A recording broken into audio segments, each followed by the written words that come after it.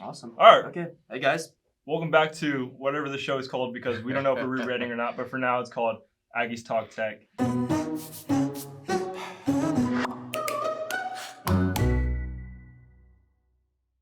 And today we have Shaw. And I'm Bo Santavong, and today we're here with David Alexander, Chief Marketing Officer for Everbridge. That's right. Digital operations in there as well. Yeah, General Manager of our digital operations business as well. And Executive Professor of Industry Insights for Aggies in Tech. Did I get that correct? Yeah, pretty close.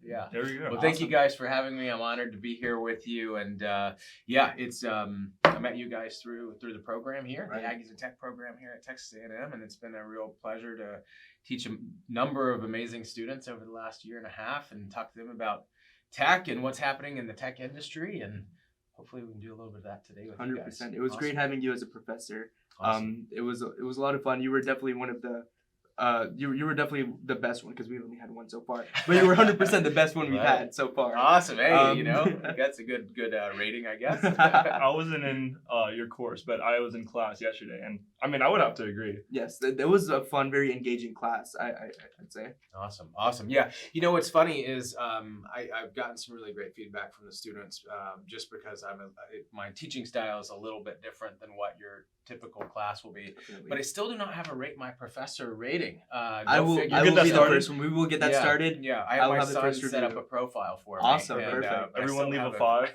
Leave a 5. Exactly. So cool. Well, thank you guys for having me. It's going to be a lot of fun today. Yes, sir. I agree. Let's get started. Yeah. So let's get started early on, right? Awesome. Coming out of college, what was your major? What were you like in college? And did your journey lead you to become the chief marketing officer of a huge company?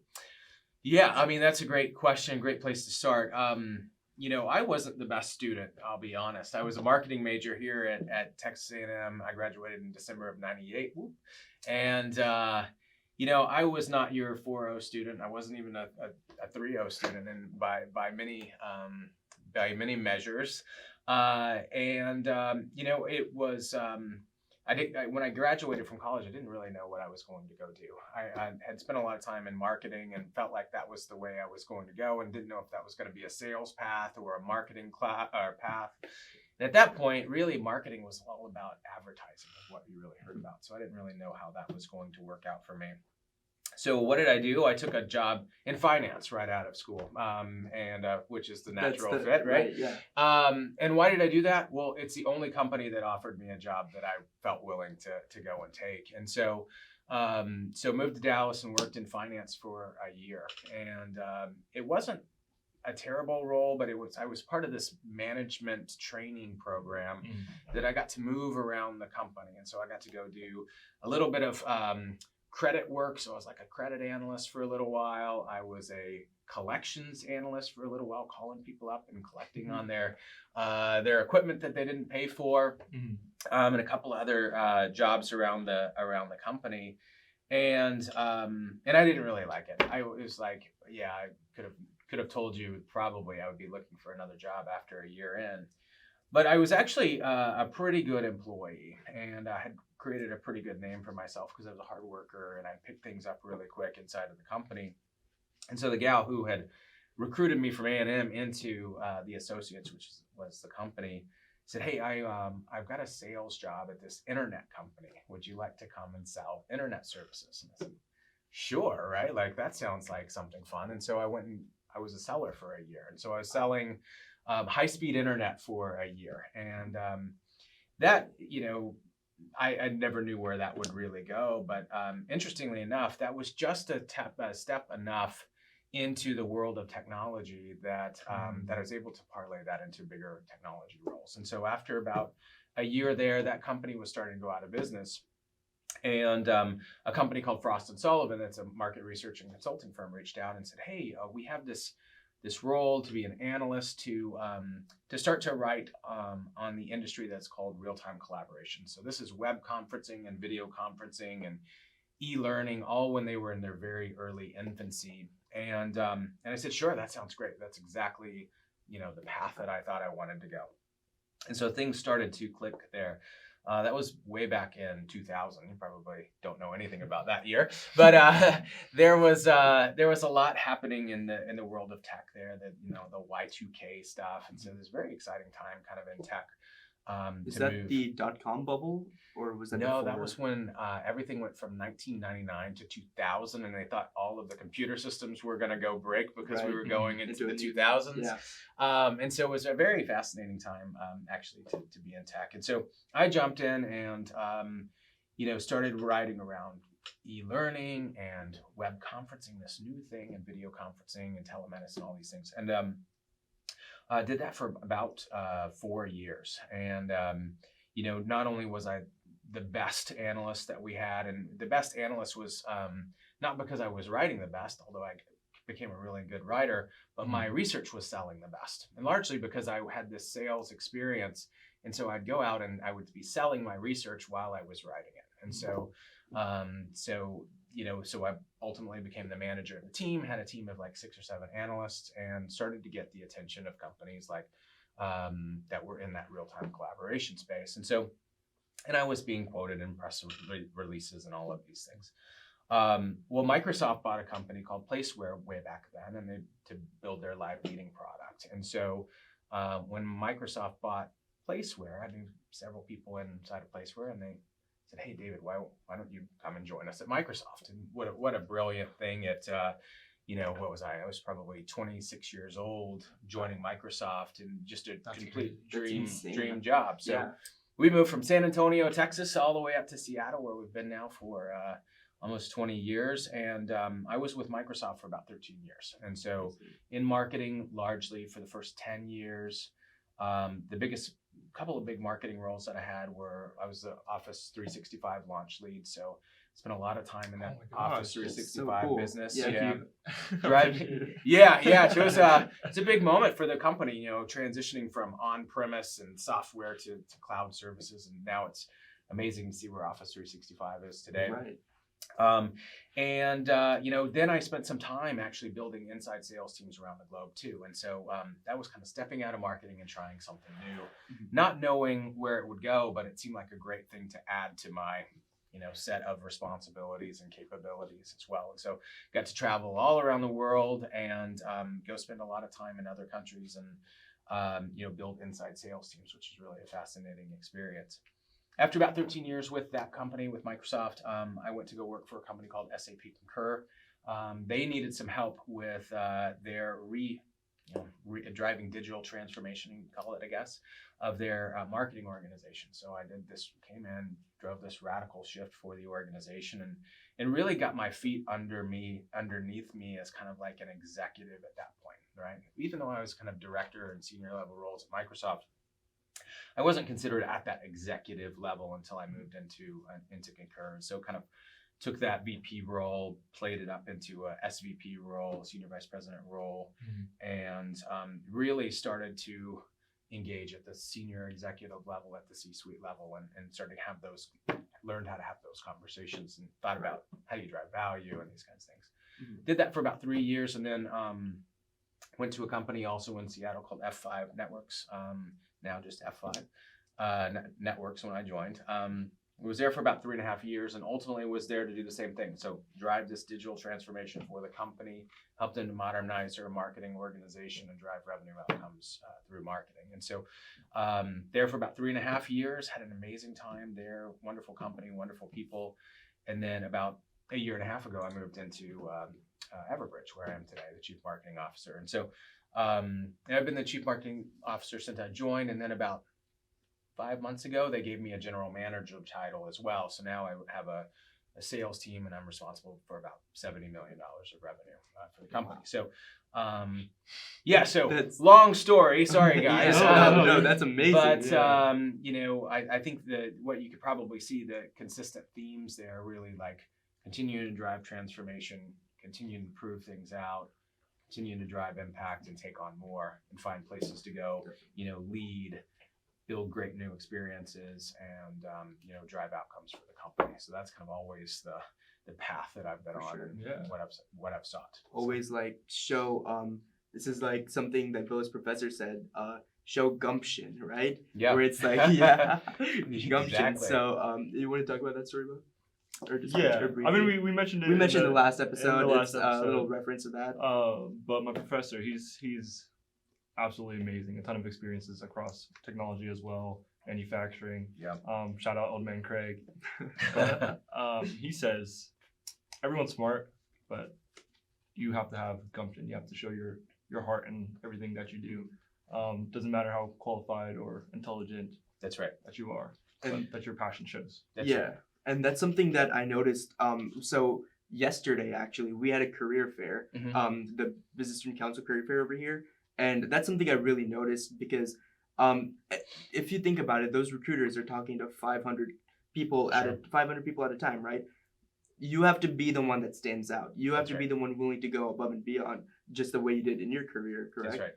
Yeah, That's exactly right. You don't have to be this, and everybody thinks you got to be the smartest guy in the room too, Mm-hmm. right? And it's not about being the smartest person in the room. Tell you what, when you go to work for a company like Microsoft, you're never going to be the smartest person in the room, right? So, but to your gumption comment, right? If you're willing to outwork, outthink, outlast people when things get hard, and then as you start to get into manager level positions, if you can outlead other people because you're just a great leader, you can really see some real elevation and acceleration in your career. You don't have to necessarily be the smartest person in the room. So, but again, can you outwork everybody in the room? It's ultimately that's what it comes down to, definitely- yes. especially when you're early in your career, for sure. Right. Yeah. Yeah.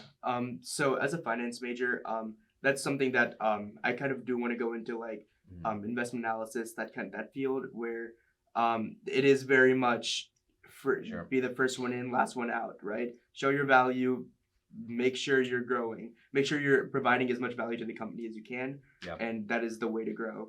I think. Yeah, I think it is too.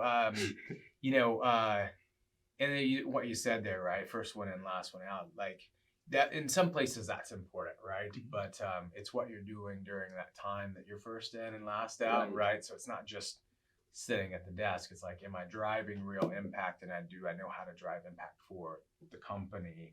And can I show the impact of what I'm doing and my work is doing? It's really, really important. Definitely. Yeah, that's absolutely phenomenal. So I want to go back to your very extensive history and career and just tie it back to this a little bit. So you were not a straight A student. You didn't study a traditional technology role in engineering. You did marketing. Yeah, for sure. And I think that shows that anyone could break into this field.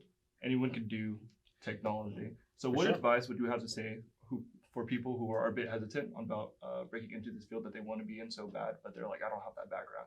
Yeah, I mean, look, go look at technology companies, right? Go look at any of them, and go, especially the publicly traded, and go see what percent of their revenues are going to be sales and marketing, right? And it's typically going to be somewhere between 30 and 20%, sometimes up to 40%, right? Depending on the organization. That's 40% of their revenues that are actually going to fund sales and marketing efforts, right? So there are plenty of jobs inside of the tech world that are not people coding. I have been in tech for 25 years, and outside of a little startup that I built, I've not coded anything in my entire career. And you guys could probably go, if we started like working on Figma, you'd say, oh, let me go show you what to do. And I would say, I have no idea what you guys are doing, right? But I've had teams of hundreds of marketers in my career that are in the same boat, right? So there are plenty of tech roles in the industry that are not people that are writing code specifically. Funny enough, I had a guest on my show last night, and she runs brand for a very, very large technology company that you guys would very much recognize. And she was talking about some things that the organization was doing with AI, and she was like, don't have the latest version of the iPhone. My computer probably needs to be updated, et cetera, et cetera. It's like, I can't figure out how to do X, Y, and Z on my laptop, but yet I'm leading, this branding effort for this very large technology company. And so I think it goes to show, like, there's all these different ways that you can contribute, and tech needs all of those ways more than any any other industry. So again, it's not just about coding, and you don't have to be super technical.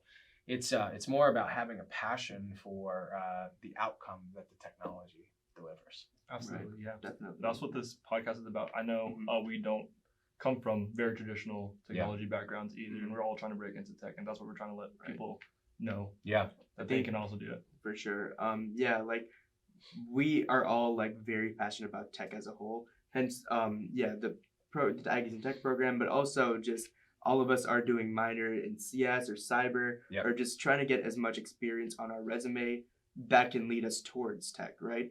So, when you are so you have been in roles where you're hiring before, correct? Like for the last 20 years. Yes, right. So, so whenever you are hiring someone right out of college, right? What is something you look for in an individual, right? Yeah, I mean, look. So I'll tell the story from kind of both sides. From your side, right? Like, go and try to get into internships. It's a great way to go and differentiate yourself, right? If you can just get your foot in the door. Oftentimes, if you do a really good job on your internship, people aren't going to want your foot to leave the door, right? So they'll want to just kind of pull you in. So getting an internship, you can't underestimate the value of that, right? It's very, very, very huge for you guys to be thinking about internships, specifically in your junior and senior year, right? And sophomore year, if you can get it.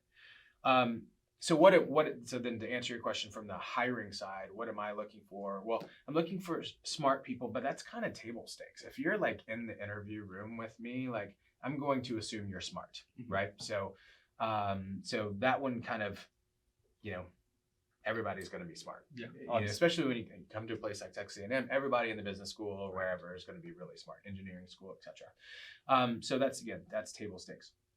I'm looking for people that are going to be high energy, have energy that that I want that passion, I want that energy plugged in.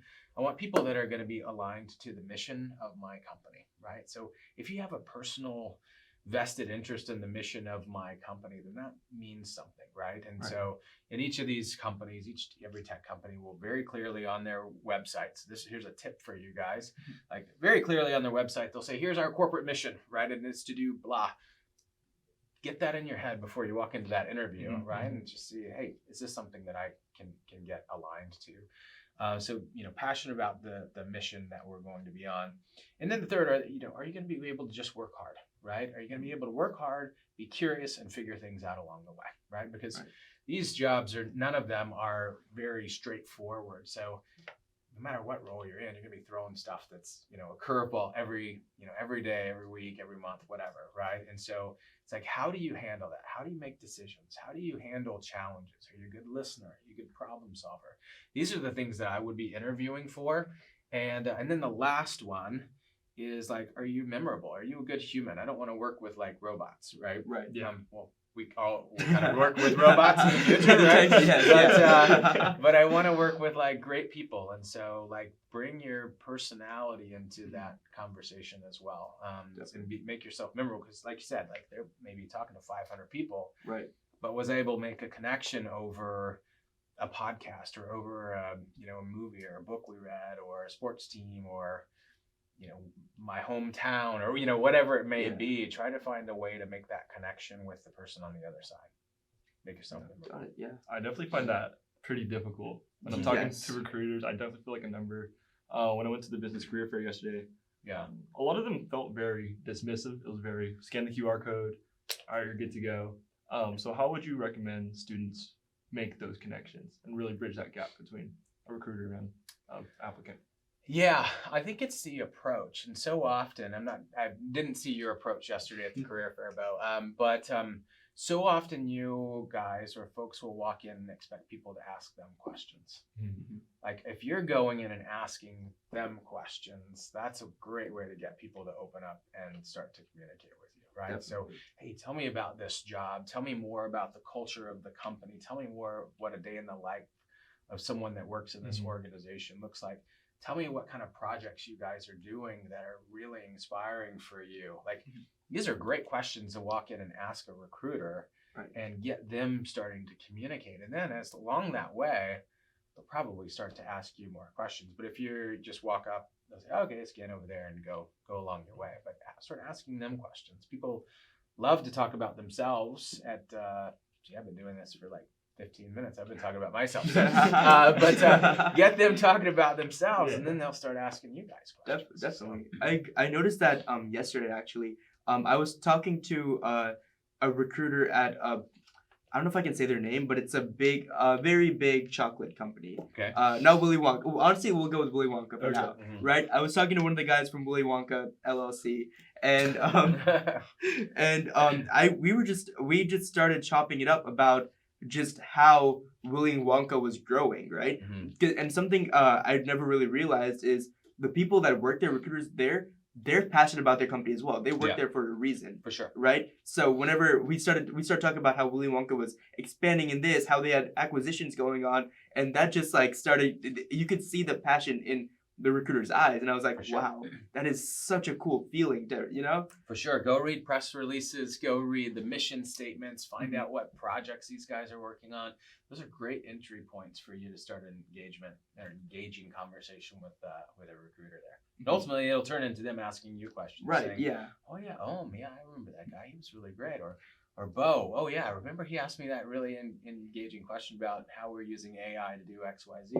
Like, people do remember this stuff, and that's a way to make your resume kind of make its way to the top of the stack. Gotcha. Definitely, yeah. Going back a little bit, you were talking about how this industry throws a lot of things at you. Yeah. Something that's always changing. Yeah. How can students and yourself stay on top of the ever-evolving industry of technology? Yeah, I mean it's tough because it's moving quick right now. AI, I think the tech layoffs going on right now. Blockchain, for everything. sure. Yeah, I think it's a couple of things, right? It's a mindset for sure, right? Like always be willing to do things differently, always be willing to expand and try something new. Don't be afraid to try something new. Don't be afraid to learn. Interestingly enough, especially as people kind of get into their careers, they get very complacent and they're like, I'm going to go do this exactly the same way because it's easy. And if you do that, ultimately the process, the thing that you're good at is going to go away because it's no longer relevant. So you've got to be in a situation where you're constantly seeking that next thing. You have to escape your comfort zone. 100%, right? Yes. So that's kind of one. And don't be afraid to go and fail, right? You're going to go fail. You're going to do spectacular failures along the way, and you're going to make mistakes, but learn from all of them. But just try things and go feet first. The third is, it's always really hard. And I feel like I always get these questions like, hey, where can I go and constantly stay up to date on what's happening in the tech market? There's like nowhere you can, right? Yeah. And so what I do is I every day I'll spend 10, 15, whatever the right amount of time is, just depends on the day, reading just articles of what's happening in the industry. If I see something that's interesting, hey, AI, okay, let me go read about how so-and-so company is using AI in marketing, right? Or how they're using it with their sailors, or how they're going and injecting this into their product strategy going forward. So, just a little bit every day is kind of the way to do it. It's not like go and read all these books and then all of a sudden you got it, right? It's like a little bit at a time is really good. The next one is like surround yourself with people that are interested in this stuff too, right? You'll pick up so much from guys like yourself that are interested in this industry. And, Om and I, 10 years from now, might reach out to each other and say, hey, Om, I saw you had a job at, you're at SpaceX. That'd be really cool. That would be so cool, right? That would be amazing. And hey, I had this idea about AI. Tell me how you guys are using it at SpaceX, right? So surround yourself with people that are thinking about this stuff, build that network, and reach out to them around the things that are interesting to you and they're interesting for them as well. Right. Yeah, for sure. It's very important to be actively. That's what I've gotten from this so far. With recruiters, it's very important to be genuinely curious, ask them questions. 100%. In this industry, you have to be genuinely curious, constantly wanting to learn. Definitely. To be successful. Absolutely. Yeah. I think that's what people are scared of. I think because I think just within this, I'm saying this as business, but I think applies to tech as a whole. Your network is your net worth, right? Who you know is. and that's a very overused saying. It's very cheesy. Yeah. It's so cheesy. But it's true. But it's so nonetheless. true, Yeah. right? Like if you know, and that's what like if you know the right people, that will always take you very far than if you were to, like, even now, right, getting internships. Especially getting internships, right? If you know a recruiter, or if you have reached out to a recruiter, if you reach out on LinkedIn, For sure. your application is going up higher in the pile than if you were to go onto their website and cold apply, right? Yeah. So absolutely. Like my friend Josephine, she knows a recruiter at one of the companies I interviewed at this morning. And that's essentially how I got in. Yeah. Just And the thing is too, like, sometimes they're not going to be part of your network, but you can go and reach out. In fact, if I saw a job at a company I wanted to go and work at, and I found a person that was either a hiring manager or in that department, I would absolutely go reach out to them, even if I didn't know them. Say, hey, I'm really taking an interest in this. Would you mind spending 10 minutes with me whenever you have availability, just to tell me a little bit more about this? I'd love to learn and help you in as well as part of that, right? Some kind of a give get, right? But I think building those relationships and not being afraid to reach out and ask someone, hey, would you be willing just to spend 10 minutes with me? You're not trying to sell them anything, but just try to get some time and learn. Most people in the industry would be willing to do that. So. Awesome. Yeah. I'm scared of that. Honestly, yeah. It is scary, right? Yeah. Especially, but what's the worst they can say? No. Most people aren't going to say no. They're either going to say yes, or they're just never going to reply. They're going to ghost, right? And so they what do will you have ghost to you, lose, yep. right?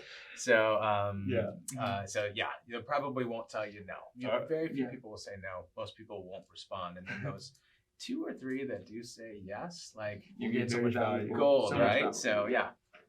I heard it from a recruiter yesterday. You already don't have an internship.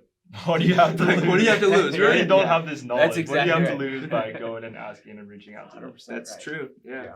I do want to talk about your current responsibilities at Everbridge. Let the viewer knows what the company's about, the HAPS.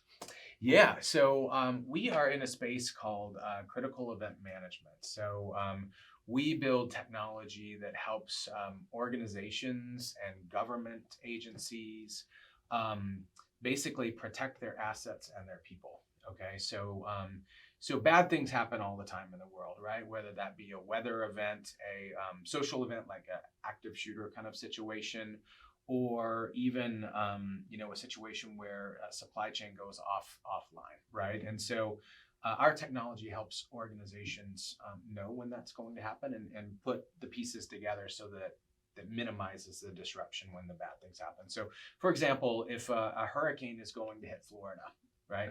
Our technology not only allows the government of state of Florida to notify all of their constituents in that state that, hey, here's the path of the hurricane, here's what you need to go and do, etc. But if you're an individual business, say you're making it up 7-Eleven, you might have 500 locations in the state of Florida that are also going to be impacted. So as me, as 7-Eleven, I'm going to go and want to notify my organization, my employees, of what's coming their way and how to think about that. So we help organizations mitigate, respond to, and recover from what we call critical events. So that's what we do. Gotcha. What do you do specifically as Chief Marketing Officer and digital head of digital operations? Yeah, exactly. So I kind of have 2 jobs right now. So I'll start with the Chief Marketing Officer. My job really is to help the organization reach the right customer at the right time with the right message, right? Marketing. And so that's basic marketing 101. That's exactly what I do. And we do that through a number of channels, through in-person channels, through digital channels, by activating and engaging with our sellers to have better conversations with the customers, and through other means like social, etc. So we have all of that. I also have to make sure that our brand, so I'm responsible for our brand and making sure that all rolls up to the message that we're trying to deliver, and that the product, on the product marketing side, provides the value that our customers are seeking to solve their solutions, right? So that's kind of what I'm thinking about every day, and building great customer experiences around that. The second job is this general manager role of our digital operations business. So we have two products, one called X Matters and one called IT Alerting. And we basically are there to go and do all of the sales and pre-sales and sales engineering support to help us compete more effectively in the market and sell those products. Yeah. Right. Yeah. So you mentioned brand, and that just a bunch of signals started going off. Personal brand. How so specifically for college students, how important is your personal brand on just your personal brand as a whole, and how would you cultivate it? Yeah, personal brand is critical for two reasons. Number one, it's important for you to know how you are perceived and want to be perceived by others around you. Right. So your personal brand is, I like to say, it's what people say about you when you're not in the room. Right. That's your kind of your personal brand. So it's important that you, again, know what your brand is today and what you want your brand to be in the future. The second is that personal brand, and I always recommend building a personal brand statement. My former students, you guys actually all built a personal brand statement. It starts to become a guide for where you think about not only your career, but the opportunities for development and growth for you personally and professionally, right? So, a lot of your branding statement will talk about who you are as leader, what you aspire to be, what impact you aspire to make on others or on the businesses that you work on. A lot of it's going to reflect the mindset that you have, whether you're a growth mindset kind of person or whatever. And ultimately that encompasses kind of who you aspire to be. And I think it's just really important to have that. The earlier you can write that down, and it's important to write it down, is really important because it's going to change over time too. Definitely. Right? But it starts to become a guiding path for you. And you guys, each of you guys are going to find yourself in this situation where, a couple of years from now, you're going to say, do I take this job? Do I take this job? You're going to have like 10 job offers, right? For the best, tech companies, right? Yeah. And you're going to have to make the decision. Do you go to Google or Apple or Amazon or where do you go? And you're going to be looking for inputs, right? You're going to be looking for inputs from your mentors and others. But one of the inputs needs to be your own personal brand and the path that you believe you need to go on based on who you aspire to be as well. And so I'm a big believer in personal brand, living those values every single day, and giving yourself something to aspire to be. Awesome. And to follow up with that, so let's say you have created a brand for yourself, but it's something that you don't really like, right? And how would you go about changing it and improving it so that the written brand or the actual brand? The actual brand of who you are. That's a good one. The first thing you have to go do is actually write down what you aspire to be again, right? Sure. So if you and then have a clear understanding of what it is that your brand is, right? So if I aspire to be a visionary leader, right? That's my aspirational brand that I've got written down. But in reality, when I walk out of the room, and what do people describe me as? They describe me as a guy who's stuck in the rut and looking at the past. Let's say, right? So there's like a 180 difference, right? Yeah. I think what I would do is I would step back a little bit and I would personally reflect on it, especially if I know what that would be a gift to know that people would think about this. Yes, yeah, totally. Because oftentimes people won't tell you the truth. But to identify that and say, okay, what are those things? It's probably in most instances only 2 or 3 big derailers that are keeping you from where you are today and where you want to go and be. And so get really honest with yourself. Ask yourself some really tough questions. Do a lot of self-reflecting, Self-reflecting, right? Ask other people. Say, hey, will you tell me some honest feedback? I'm trying to get here. People that you trust, and this is where your mentor network is really important. Say, really aspire to be here. I'm right here. What do you think I should do? Build your own kind of growth plan. Talk to others. Read. Take a lot of inputs. Listen to people, and start to build a path to go and get there. And it won't happen overnight for sure, but it can happen. You can get to where you want to go for sure. Awesome. Yeah. I've learned so much throughout this whole conversation. Yes, yeah. I've been just trying to process you, like. Oh yeah. what an outstanding, phenomenal career. Yes. Thank you. You're very accomplished. Why do you choose to be a professor? Because I'm sure that's not something Yeah. that you have to do. You don't have to come back here and Yeah. deal with the hundreds of kids, Yes. deal with Kids like me, yeah, like, yeah. exactly. but you choose to after Yeah, I did choose to. Yeah. being very lucrative. So why Yeah. is that? Well, I mean, it kind of goes a little bit. It goes back to that personal brand, right? My Mhm. personal brand is to give back to other people, right, and to inspire and to lead and to grow and to mentor, and that's what my brand is. That is who I aspire to be, and I certainly try to do that in my day job, but I can't think of a better way to spend my time, my free time, which is what I am doing when I teach, but to kind of go and inspire and engage with the next generation. And so not only is it, do I get a lot from giving back, I would say I get so much out of these students. And every time, no kidding, every time there's two conversations I have with my wife every time I'm in College Station. The first is when I step foot on campus, I'm almost always on the phone with her, and I'm like, I love this place. It just gives me such good energy, and I just feel the energy here every time, right? And then every time I leave class, I'll get on the phone with her. God, that was just so fulfilling and just fills me up. Yeah. And so again, I think I get as much from it as the students get, but it's certainly on that path that I really desire just to give back and reflect. And I had some really great leaders that gave to me, along the way, and I choose to do that as well. Right. A way to like pass it back. Totally. Pass it back, Ags. Yeah, and Yeah. it's fun. I mean, we have a really great time, and look, I've been in marketing for a long time. It actually gets me a little more inspired about marketing as well. So. Right. Yeah. Especially with like the new wave of just our generation as a whole, right? Because we're a generation. Yeah, Marketing. Yes, we grew up on technology, right? I still remember playing on my DS at 6 years old, right? Oh yeah. Technology has been a big part of our life. So looking forward, how do you think that our generation will change the industry? Coming soon. Yeah, gosh. Well, when the Aggies Tech program reached out and said, would I be interested in joining and sharing?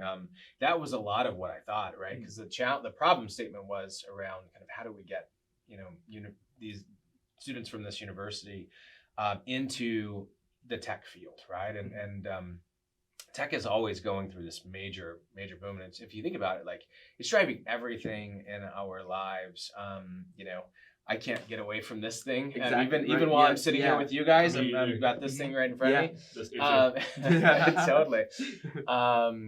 But what better influence into this world that's going to take over all our lives, and this core kind of Aggie mentality of respect, integrity, honor, all of these things. Like those are the leaders that you want in this industry. Those are the people that you want making decisions for things that are going to go change the world. And so I think the students at this university, I think the students, frankly, in like 99% of the universities around this country are so well equipped to go and help change this industry moving forward. And it is touching everything, whether we talk about how it's changing with things like AI, or how it's changing in the medical field, or how it's solving hunger problems, in other parts of the world, or water issues in other parts of the world.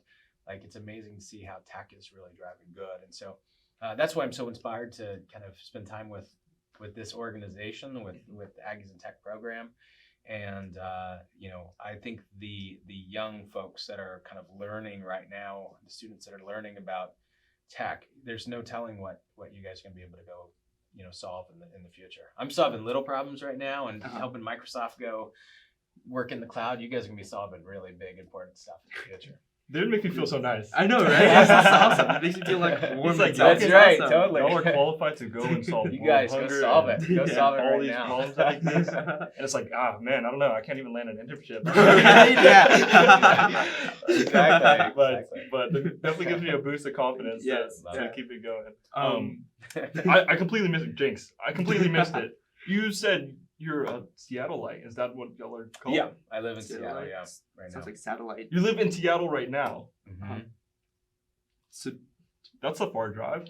Well, yeah, exactly. I know. I like to say I spend half my life in Seattle. So So I've got a wonderful, amazing wife, and three sons and a dog, and so my wife and my youngest and middle sons are back in Seattle. We live in Issaquah, Washington, and then my oldest son is actually a sophomore here at Texas A&M. So it's a cool, beautiful thing when I get to come down here, because not only am I teaching, but I'm also get to see my son. So it's like this like brilliant combination of merging of all these things into this life. So it's really great. So I spend about half time in Seattle, about a quarter of my time here in College Station, and about a quarter of the time wherever the world takes me. Right. So with that, throughout your career, has it been I guess just throughout your career as a whole, and now especially, has it been difficult or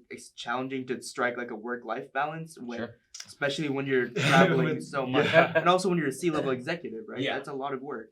Yeah, it is. And it's something I did struggle with. It's a constant struggle, right? And I would say it was harder for me earlier on because I just didn't know when to turn it off, right? And now I think I've got a much better, let's call it like a rhythm of life, right? And I may be in the car, not driving, but answering an email. But that doesn't mean I'm like on a Sunday afternoon. I might be answering something quickly on my phone, but I'm more processing things to keep up with things versus really sitting down and spending hours at the computer. Rhythm of life. That's good. Sorry, I'm just taking a mental note of that. Rhythm of life. Rhythm of life. Someone write that down. So it just kind of flows, right? So you just kind of flow, and when I need to take a break, I will be the first one to take a break. But I don't do it very often. I don't take a break very often, but I kind of have just kind of rolled into this thing, and I have an amazingly supportive wife who is, supportive of all of these exploits and all this craziness that I do, and I think that's really important too. So I get, find a partner in life that is going to support you, and you can go and do life with, and that's going to be a really, really important key to making it all work out too. So. If David can do it. Work-life balance as a C-level executive and a professor. And has a family. Has a family, right? That's the and travels across the country every week or so, right? Yeah. A couple weeks, yeah. Couple weeks, yeah. What am I doing? You'll find time. You just make time, right? So, but no, it's inspiring, and again, like, give yourself a break when you need one, and when you don't, just keep going. You only get to do this once, and just go for it. For sure. Absolutely. I've enjoyed our conversation. I think we're running a little bit out of time. Cool. What final piece of advice would you give to college students trying to break into technology? Just as a Wow. Well, a couple of things. The first one, I would say, it is so easy to set your sights on a Google or an Apple or a Microsoft, right? Like, these are the logos that all of us aspire to have on our resume, right? And the companies we all aspire to work for, because we're using the technology every day. It's super cool and fun. And they're really globally impactful companies for sure. But that may not be your starting point, right? Everyone's going to have a different starting point. So don't be afraid to go into what I'll call, like, I don't mean this disparagingly, but like tier 2, tier 3 technology companies. There are 100-person technology companies that are doing incredible things. And that might be a really great place to go and start your career if you want to get into tech, right? And they may be looking for a hungry college student like Bo or like and they may get overlooked by guys like you because they are not the Microsofts. And they may actually say, oh, wow, we have a great application from someone from Texas A&M who has I'm sure you guys are 3.9 students or more. And, we'll and take they're that very, one. exactly. Definitely, They're very smart, and they're very well spoken, and, they're very curious and all these things. Like, they may view you differently than the giant tech company that has a stack of resumes this high. So don't be afraid to go a different path, right? Would be kind of one, because you can learn a lot from a company like that. The second is don't give up, right? Like, it's so easy when you get told no or no answer. Yeah. Like ghosting is 1,000 times. Ghosting, like, totally. 100%, right? Yeah, totally. So and it's going to happen. And it's going to happen for you for the rest of your career, but don't give up, right? Because the one that's going to hit man, it's going to change your life, right? And that's going to be the one that was supposed to hit. So just keep going. Don't give up. And sometimes that can be a very long process. That takes years sometimes. You guys might get into roles out of school. You're like, oh, this is really not where I want to go.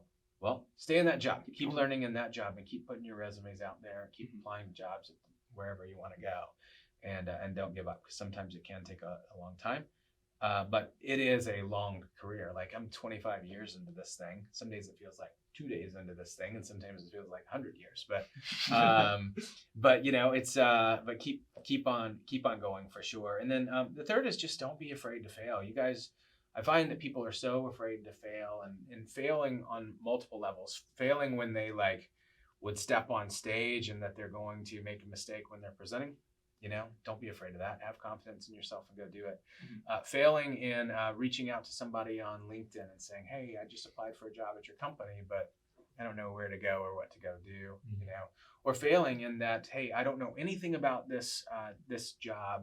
I just applied to be a product manager at so-and-so company. I don't know anything about it. I'm going to fail. Don't be afraid of those things, right? You guys can figure it out, and you know, you'll find your path by just continuing to push forward and not being afraid to fail. Definitely. Thank you. It's like you only lose when you stop trying. Exactly. What is this? You don't have an internship, so what do you have to lose, right? So exactly. Right. Exactly. Yeah. Yeah. So well, thank you guys. I appreciate you guys. You know, as a final question, maybe I can ask you guys a couple questions. Definitely. Yes. What advice do you guys have for folks on here? And then lastly, what advice do you have for me? You know, a guy who's trying to give back. Like, what can I do to help influence you and support other students like yourselves? That's a great question. I gotta think about this one for a I do have to minute. think about this one for a minute. Okay. Stumping you. Okay. I'd say to the advice to the people we have there is, life's a journey. Oh no, that's so corny. Oh, man. No, yeah, life's a journey. We're all learning. No, that was good. Yeah. Sure. Life's a journey. We're all learning, you know. Make mistakes. They'll work out. It's I know a quote, but I forgot it. So we're just gonna keep it there. You can just make it up. There you go. Oh right, it's an original quote. Don't give up. There you go. I like it. Just stole David. Life's a journey. Man. I think my piece of advice to our viewers is it's okay to not be a 3.0 student. It's okay to not come from a background that's not technology. Sure. Just like David, just like me, almost actually he has fairly good grades. I'm not going to comment on that, but I definitely didn't think I would be here. I came into college, wanted to be a computer science major, but life took me elsewhere. But you could still make it happen. I think it gives you a little bit of grit. It gives you your rough edges when you aren't able to do something that you really wanted to do, and you learn how to fail, and you get good at it. Yeah. And that takes you where you want to be. Do you want to answer? Well Bro, said. his message was so good. What? Well said. That was amazing. Yeah, well said. Very well Yeah, spoken. for sure. Yeah. Appreciate it. And then to David. To David. Do you want to go first? I mean, yours is. Okay, I got it. Yeah. Let me think. To David. I'd say. Okay, I have to think about this. It's really hard. I came into this conversation really nervous, honestly, Yes. because I thought it was gonna be really hard to relate to what a C-level exec is. C-level yeah. exec who's has 25 plus years in this tech industry, but you've made me very comfortable in this conversation. That's something I really admired about your class as a whole, is that the passion you have to give back is honestly very invigorating, right? Awesome. And I wish there were more. I know there are more people like this out there, and just like the tendency to, I guess, just the nature to give back is that is very present, and it's very amazing, and it's something I really admire. Yeah. And I find it really refreshing. It's so refreshing. Yes. Yes. Because we meet all these recruiters, especially from tech companies, that are like, okay, you're cut. Just another You kid, don't have right? these qualifications. You're like the 1,000th student I've seen today. Yeah. But just being able to sit down with you and Sure. again, you making me feel like I have a voice. Yes. And this whole thing is absolutely amazing. So I think my only piece of advice is just like, don't stop. Awesome. Don't ever stop doing that. Right. What a beautiful thing for you to come back to Texas A&M and give back to this community, even though you really don't have You to. do not have to, You really yes. don't I have love to. to. It's Yeah, amazing. yeah. And final That's awesome. thing before we go, could you show your shoes? Ah, Yes, please. All right, yeah, for sure. Okay. Put them out here. Yeah, I've got a bit of a bad sneaker habit, and so these are the UNC Jordan 1 off-whites. So God. yeah, Your yeah. sneakerhead? So, little bit of a sneakerhead. Yeah. Just because I don't have enough going on, I gotta have fill my head with all these different sneakers. That's so. awesome. That's awesome. That's amazing. You just show up to class like this every day. For sure. Yes, Yeah, yeah. I wear I can vouch. He always has amazing kicks when he walks in. a different pair It's every a different class. pair every class. That's Yep. phenomenal. Uh-huh. Well, Yeah. okay, this has been a great David podcast. Alexander. David Alexander. Thank Season you, guys. 1, the Episode- startup, Startup. and this has been Aggies Talk Tech. We'll see you next episode. Bye. All right.